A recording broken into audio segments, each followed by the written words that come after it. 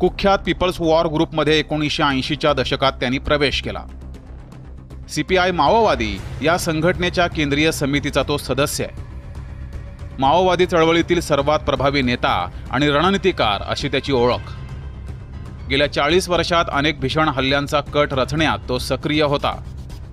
2010 मधील दंतेवाडा हल्ल्यात सीआरपीएफचे 76 जवान शहीद झाले। या हल्ल्यामागे देखील भूपतीच होता। महाराष्ट्र छत्तीसगड सीमेवरील अनेक ऑपरेशनचा मास्टरमाइंड भूपती होता। अनेक राज्यांकडून त्याच्या डोक्यावर 1 ते 10 कोटींचं बक्षीस होतं। कुख्यात माओवादी कमांडर किशनजीचा सख्खा भाऊ जो 2011 साली एन्काउंटरमध्ये ठार झाला।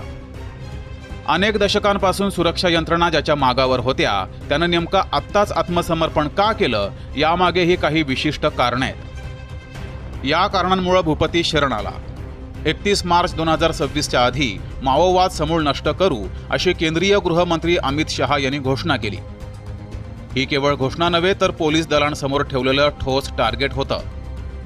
त्यानुसार महाराष्ट्र, छत्तीसगड, ओडिशा, तेलंगणा या राज्यांच्या विशेष पोलीस दलांकडून जबरदस्त माओवादी विरोधी ऑपरेशन सुरू झाले।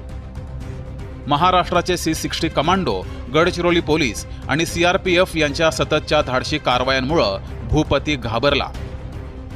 अबुझमाड या भूपतीच्या कथित गडापर्यंत सुरक्षा यंत्रणा पोहोचल्या होत्या। आता कुठल्याही क्षणी आपला खेळ संपणार हे भूपतीच्या लक्षात आलं होतं। दुसरं महत्त्वाचं कारण म्हणजे माओवादाला मिळणारा पाठिंबा आता नगण्य झालाय। विकास कामं आणि वाढत्या औद्योगिकरणामुळे स्थानिक जनतेला रोजगार हवा आहे जो माओवाद्यांमुळे धोक्यात येत होता। इथं विशेष उल्लेख करायला हवा तो मुख्यमंत्री देवेंद्र फडणवीसांचा। 2014 पासून त्यांनी सातत्यानं माओवाद संपवण्याकडे कटाक्षानं लक्ष दिलंय।